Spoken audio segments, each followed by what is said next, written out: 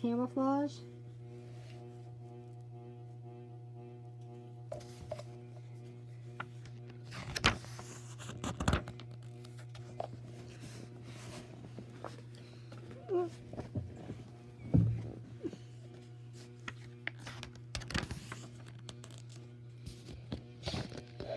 While small fish swim by unharmed, a wobblegong carpet or carpet shark waits in the ambush, rock-like on the seafloor, for larger prey that will tempt its appetite. Unlike other sharks, the wobblegong is sedentary. It relies on its camouflage, including the seaweed-like fringe of the skin around its mouth, to lie unnoticed by its victims until it snaps them off. See? This is the wobblegong.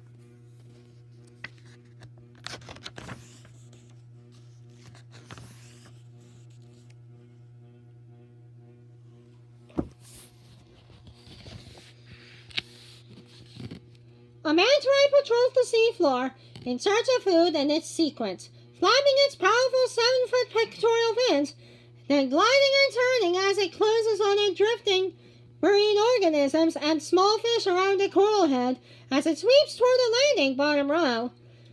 It closes its narrow feeding fins and guides the food-bearing water into its mouth. The 2 or more fish cling on, feeding on parasites embedded in its skin. You know the manta ray? I don't want to get sting. Watch out for a stinger. That's how Steve Irwin died.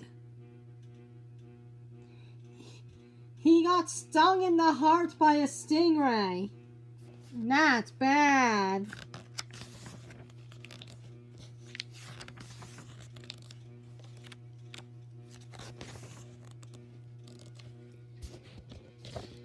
High and dry on a coral reef, a pair of green turtles mate, the male grasping for balance on his partner's domed shell.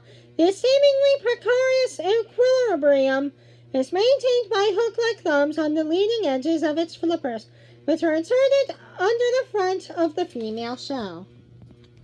They're mating.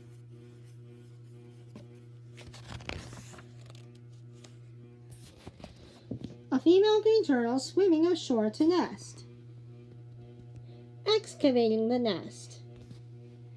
Laying eggs in the chamber. Look at all, there's the eggs.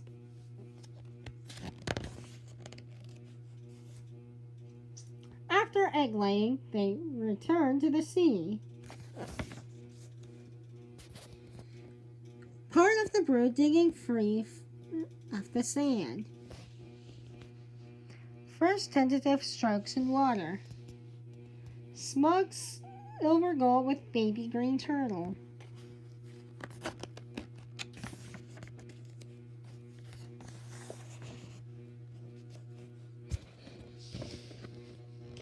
A shoot sprouting from a coconut on Dunk Island indicates how palm trees colonize reef islands. The process begins when a fallen coconut is washed out to sea from elsewhere and carried by ocean currents to the island. In suitable conditions, it is able to germinate, but it will take up to 8 years to reach the size of this one, and another 9 months before it becomes firmly established as a fruit-bearing tree. This is a coconut.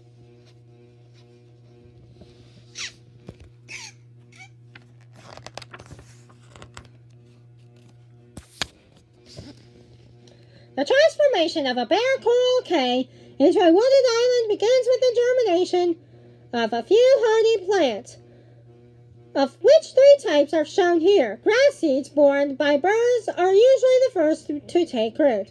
Then come the waterborne seeds of goat's foot creeper bottom. As these multiply, their roots bind the sand and their leaves produce humus, encouraging more choosy seeds to grow.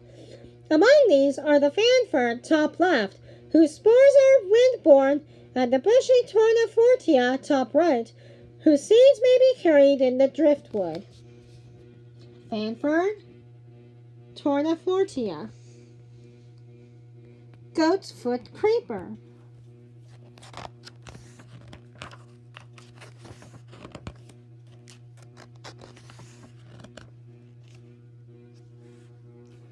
Pandanus palms. white heron chicks, twisted tornifortia trees, wasp nest, mutton bird's burrow, white-carped naughty tern, naughty tern's egg, Calceronia trees on the beach, coral reef flat at low tide, sea hare's ink screen,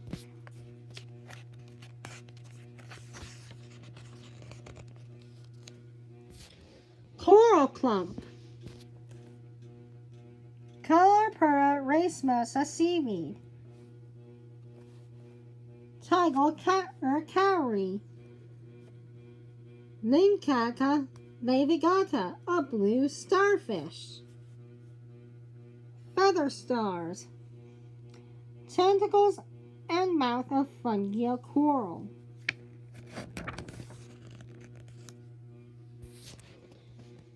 garden of staghorn coral, shoal of clue-pied fry,